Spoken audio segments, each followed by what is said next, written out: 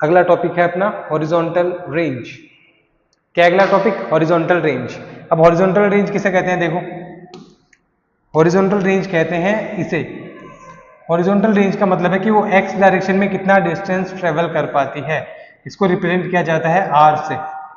आपको पता है सेम चीजें रहेंगी, यू कॉस थीटा, यहाँ पे यू साइन थीटा, ये यू डायरेक्शन में फेंका है, और ये आपको पता है हॉरिजॉन्टल है या फिर हॉरिजॉन्टल रेंज, नाम से पता चल रहा है कि हॉरिजॉन्टल मतलब ग्राउंड के पैरेलल में जो चीज होगी, इसको आर से रिप्रेजेंट किया जाता है। तो एक्स डायरेक्शन में है तो कौन सी इक्वेशन यूज होगी, पता है ना? बिल्कुल पता है, अपन को पता है एक्स डायरेक्शन में तो x is equal to u x t plus का हाफ ए एक्स टी का स्क्वायर। अब मैं पिछले लेक्चर में बता चुका हूं कि मैंने इसको किससे फेंका है? कांस्टेंट वेलोसिटी से फेंका है। That means a x is equal to 0। X की जगह क्या पुट कर दूंगा? आर, यू एक्स की जगह यू कॉस थीटा इंटू में टी प्लस ए एक्स 0 है तो पूरी टर्म क्या हो जाएगी? 0। अब बच्चों मुझे ये बताओ, यहाँ पे छोटा वाला टी आएगा या फिर कैपिटल टी? आपको पता है कि हॉरिजॉन्टल रेंज में दोनों टाइम इंक्लूड हो रहे हैं, तो यहाँ पे हम टी की जगह क्या लिख देंगे? Capital T. तो आर इज इक्वल टू मेरे पास आ जाएगा यू कॉस थीटा इंटू में 2u साइन थीटा अपॉन में जी। ये हमारे पास रेंज का फॉर्मूला आ चुका है। इसको थोड़ा सा रीअरेंज कर देते हैं, जिससे क्या होगा, अपना ओरिजिनल फॉर्मूला आ जाएगा। जब मैं इसको रीअरेंज करता हूं तो देखो, r is equal to u square 2 sine theta cos theta upon में जी। ये किसका फॉर्मूला है बच्चों? साइन 2 थीटा का। साइन 2 थीटा का फॉर्मूला होता है हमारे पास 2 sine theta and cos theta. ठीक है, इस वैल्यू को पुट कर देते हैं। r इज इक्वल टू आ गया हमारे पास u square sine 2 theta upon में जी। ये चीज आ चुकी है हमारे पास, r u sine square sine 2 theta upon में जी। ये हमारे पास आ गई हॉरिजॉन्टल रेंज कि कोई भी ऑब्जेक्ट जब हम किसी एंगल से किसी वेलोसिटी से फेंकेंगे तो वो कितनी दूर जाके गिरेगा। अगर हम बात कर लेते हैं, पहले से नोट कर लीजिए, फिर अगले वाली बात करते हैं अपन। कुछ नहीं है बच्चों, बेसिक है, सब आप डिराइव कर सकते हो। मेन आपको फॉर्मूलेज याद रखने हैं, क्योंकि डायरेक्ट फॉर्मूले में वैल्यूज पुट करोगे आपका आंसर आ जाएगा। देखो अब अगला, अगला है हमारे पास मैक्सिमम हॉरिजॉन्टल रेंज के लिए।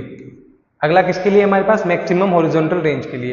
देखो रेंज के लिए फॉर्मूला आया था अपने पास u square sine 2 theta upon में जी। तो एक बात बताओ बच्चों, आर मैक्स कब होगा? आर मैक्स तब होगा जब साइन 2 थीटा की वैल्यू क्या होगी? मैक्स। और साइन 2 थीटा मैक्स कब होता है? साइन 2 थीटा मैक्सिमम ज्यादा से ज्यादा हो सकता है 1। और साइन 1 कितने पे होता है? जब साइन 2 थीटा कितना हो, सॉरी, जब 2 थीटा कितना हो मेरे पास? 90 डिग्री। यानी थीटा की वैल्यू कितनी हो मेरे पास? 45 डिग्री। यानी कि जो आर मैक्स की हमें वैल्यू मिलेगी वो मिलेगी हमें 45 डिग्री पे। और वो मिलेगी कितनी हमें? वो हमें मिलेगी R max is equal to mu square upon में जी। ये आपको याद रखनी है कि कोई भी बंदा जो किसी स्पोर्ट्स में पार्टिसिपेट कर रहा है, स्पोर्ट्स भी कैसे, जो कि पैराबोलिक या प्रोजेक्टाइल मूव मोशन को फॉलो करते हो। हम एग्जांपल लेते हैं javelin throw, shot put, discus throw. ये कुछ ऐसे स्पोर्ट्स हैं जिसमें हमें प्रोजेक्टाइल मोशन यूज करनी होती है। अज्यूम कर लेते हैं ये कोई प्लेग्राउंड है, यहाँ से कोई जेवलिन थ्रो भगता हुआ आ रहा है, वो भगता हुआ यहाँ से जेवलिन को थ्रो करता है, तो ये उसका हॉरिजॉन्टल हो गया। वो इससे अगर थीटा 45 डिग्री बना के फेंकता है तो उसे मिलेगी मैक्सिमम हॉरिजॉन्टल रेंज। अगर वो एंगल को थोड़ा बढ़ा देता है उसकी रेंज कम होती जाएगी, थोड़ा और बढ़ाया और कम हो गई, थोड़ा और बढ़ाया और कम हो गई। अगर वो एंगल को कम करता है तो भी उसकी रेंज कम होती जाती है। तो उसको मैक्सिमम रेंज कहाँ मिलती है? 45 डिग्री पे उसको मैक्सिमम रेंज मिलती है। यही अपना ये इक्वेशन बता रहा है। इसके बाद हम अगला पढ़ते हैं। अगली इंपॉर्टेंट चीज है वो देखो, अगली चीज है हमारे पास टू एंगल ऑफ प्रोजेक्शंस। क्या है? Two angle of projection. तो ये इक्वेशन क्या कहना चाहती है? ये चीज ये बताती है बच्चों, ये देखो कि जब हम किसी भी चीज को थ्रो करते हैं ना, जब मैं किसी भी चीज प्रोजेक्टाइल को थ्रो करता हूं तो मेरे पास दो एंगल ऐसे होते हैं जिनके लिए हॉरिजॉन्टल रेंज की वैल्यू सेम आती है। यानी जैसे मैंने इसको फेंका थीटा एंगल से, या फिर मैं इसको एक दूसरे एंगल से फेंकता हूं जिसको मैं नाम दे दूंगा 90 माइनस थीटा। इन दोनों के लिए जो वैल्यूज आती है रेंज की, वो दोनों के लिए सेम आती है। प्रूफ करेंगे इसको अपन। हमें पता है आर की वैल्यू, अगर हमने एंगल लिया है कौन सा, अगर मैं एंगल लेता हूं मेरे पास थीटा, तो आर की वैल्यू मेरे पास आती है you square sine 2 theta upon में जी आती है। अगर मैं एंगल लेता हूं 90 माइनस थीटा, और अगर अभी भी मेरे पास आर की वैल्यू सेम आ जाती है, that means our formula is correct and there are two angles of projection for which we have a similar range. यानी कि मेरे पास दो एंगल अवेलेबल होंगे जिसके लिए मेरी रेंज क्या होगी, सिमिलर होगी। प्रूफ कर लेते हैं, देखो यू स्क्वायर साइन 2 थीटा की जगह क्या पुट कर देंगे 90 माइनस थीटा अपॉन में हमारे पास जी। सॉल्व करते हैं इसको, r is equal to u square sine 180 minus 2 theta upon में जी। हमारे पास चार क्वाड्रेंट्स होते हैं, फर्स्ट, सेकेंड, थर्ड, फोर्थ। इसमें ऑल पॉजिटिव, इसमें साइन कॉस पॉजिटिव, इसमें टेन कॉट, इसमें सेक कोसेक। तो इसे बोलते हैं नो चेंज लाइन और इसे बोलते हैं चेंज लाइन।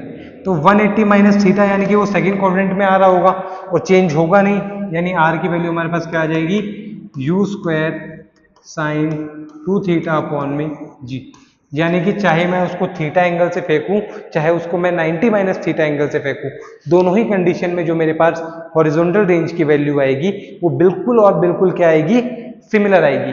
अब आपको बच्चों ध्यान रखना, इस चीज का मैं एक्सपेरिमेंट करके दिखाता हूं। इस चीज का एक्सपेरिमेंट करने के लिए अपन चलते हैं एक बार अपने एक्सपेरिमेंट या लैब में चलते हैं। तो लैब में चलने के बाद अपन देखते हैं कि क्या चीजें अपने पास रहती हैं। देखो बच्चों, मैं एक रे के चलता हूं, यहाँ पे इसको थोड़ा सा बढ़ा देते हैं। ध्यान रखना कि मैंने क्या क्या चीजें ली हैं, आप इसको कॉपी में नोट करते जाना, मैं फिलहाल नोट करके दिखा दूंगा। ये देखो, फिलहाल मैंने एंगल कितना लिया है 25 डिग्री मैंने एंगल लिया है। यहां से अगर मैं प्रोजेक्टाइल फेंकता हूं, ये रेंज आई है। अगर मैं इसको रखता हूं 90 माइनस थीटा, अभी मैंने थीटा कितना लिया था मेरे पास 25 डिग्री। अगर ये बात सही थी तो 90 minus theta that means 90 minus 25 that is equal to 65 degree. यानी कि जो मेरी रेंज अब आई है, अब मेरी रेंज कितनी आई है दिख रही है नीचे, ये मेरी हॉरिजॉन्टल रेंज है that is equal to 15 metre. अगर मैं इसको 65 डिग्री पे भी फेंकूंगा तो भी रेंज कितनी आनी चाहिए मेरी 15 मीटर, तब तो ये फॉर्मूला वैलिड है, वरना फॉर्मूले का कोई मतलब नहीं है। तो इसको प्रूफ करें। ये मैं देखो एंगल बढ़ा रहा हूं इसका और मैंने एंगल कर दिया है, ये देखिए ये मैंने एंगल कर दिया है 65 और ये मैं इसको शूट करने वाला हूं। ध्यान से देखना, दोनों के लिए भले ही हाइट इंक्रीज होगी लेकिन बिल्कुल यहीं पे जाके गिरा है। यानी कि हमारे पास टू एंगल्स ऑफ प्रोजेक्शन होते हैं। ये अपने पास कितना था, ये मेरे पास एंगल था theta is equal to 25 degree. ये मेरे पास जो एंगल है ये कितना है 90 minus theta that is equal to 65 degree. यानी हमारे पास दो एंगल्स ऑफ प्रोजेक्शन थे। एक और लेके देख लेते हैं प्रोजेक्शन वाला एग्जांपल। ये देखो, जैसे कि मैं इसको 30 पे रखता हूँ, 29 सॉरी ये 30 पे, ये मैंने फायर किया, आगे गया। अगर इसको मैं 60 पे करता हूं,